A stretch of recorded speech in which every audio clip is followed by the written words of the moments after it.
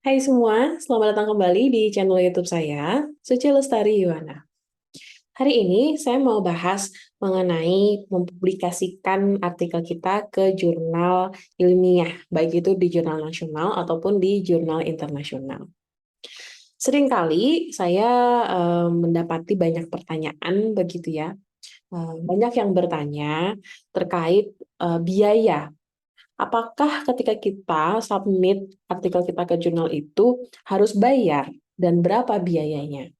Nah, di dalam video ini saya ingin mengklarifikasi bahwa biasanya dari pengalaman saya, sebagian besar jurnal, baik itu nasional ataupun internasional, ketika kita submit atau mendaftarkan artikel kita ke dalam jurnal, itu tidak ada biaya gitu ya.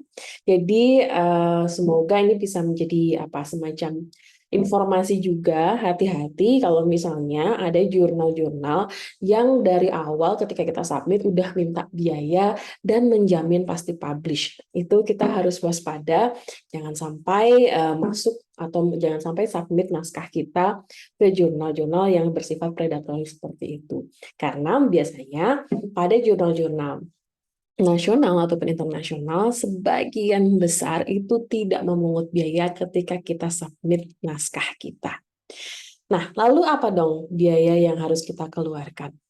Nah, biasanya nih, ketika kita submit naskah, terutama kalau dalam jurnal internasional, itu biasanya kita mungkin butuh jasa language editing atau jasa proofreading gitu untuk memastikan bahasa di dalam manuskrip kita itu sudah sesuai gitu dengan standar. Biasanya mungkin dalam bahasa Inggris ya.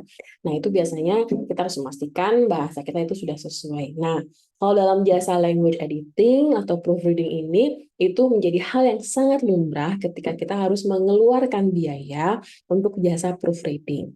Kalau misalnya berapa kira-kira kisaran jasa proofreading, language editing ya ini kalau boleh saya bilang cukup lumayan begitu ya. Kita harus menabung juga untuk bisa membayar jasa proofreading. Tapi tentu gimana mendapatkan jasa proofreading di jurnal, setiap jurnal biasanya ada tawaran gitu ya jasa proofreading yang mereka rekomendasikan, atau kita juga bisa mencari jasa proofreading di sekitar daerah kita begitu ya.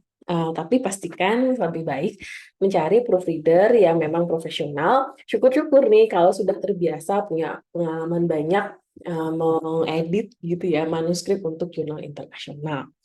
Nah, lalu biaya yang lain apa?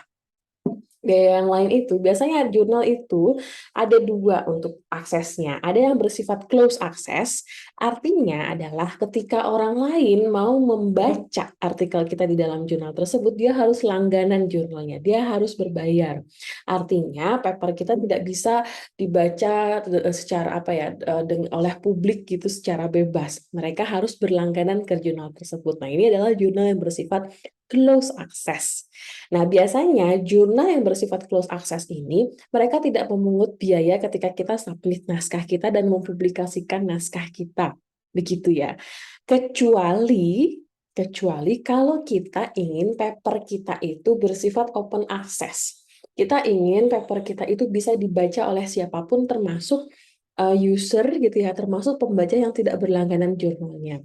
Nah, kalau kita ingin paper kita itu bersifat open access, maka ya mungkin kita juga harus membayar, bukan mungkin ya, tapi kita harus membayar biaya open access yang kalau boleh dibilang biayanya cukup tinggi gitu ya. Pengalaman saya kemarin untuk membayar biaya open access itu bisa sampai 1.000 sampai $1.500. Nah, itu tergantung jurnalnya juga gitu. Dan kadang ada beberapa universitas juga institusi yang memberikan semacam support hibah untuk membantu peneliti membuat papernya lebih open access. Lalu ada juga jurnal lain yang sudah bersifat open access di awal gitu ya. Jadi siapapun bisa membaca paper yang ada di jurnal ini. Nah, biasanya bagi jurnal-jurnal yang bersifat open access ini gitu, mereka akan memungut biaya, tapi setelah papernya diterima. Sekali lagi saya ingatkan, biasanya jurnal yang bersifat open access akan memungut biaya setelah papernya diterima, bukan ketika papernya baru disubmit gitu. Karena antara paper disubmit dengan paper kita sudah accepted itu ada proses review ya. Nah, kadang seringkali ada kasus gitu di mana papernya sudah disubmit tapi proses review ternyata dari reviewer dipandang tidak layak untuk dipublikasikan, maka paper yang ditolak ini tidak perlu mengeluarkan biaya apapun gitu. Nah, tapi ketika papernya sudah disubmit, baru nanti ketika papernya ini sudah diterima, accepted untuk publikasi, baru nanti diminta biaya untuk biaya untuk mempublikasikannya, gitu ya. Karena biasanya jurnal-jurnal yang bersifat open access ini mereka membutuhkan biaya gitu ya untuk mempublikasikan papernya, untuk mempublikasikan artikelnya, dan biasanya biaya ini dibagi-bagi gitu ditanggung oleh para penulis yang sudah accepted. Gitu ya. Jadi ini sedikit informasi, mudah-mudahan bisa bermanfaat. Sekali lagi, kalau misalnya ada pertanyaan, Mbak, kalau mempublikasikan artikel jurnal itu berbayar enggak gitu.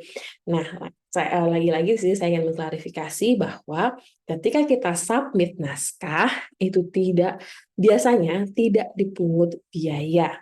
Biaya itu biasanya nanti keluar untuk proofreading, begitu untuk language editing, atau ketika kita ingin paper kita open access, maka kita perlu mengeluarkan biaya. Nah, semoga informasi ini bisa bermanfaat. Sampai jumpa di video saya berikutnya.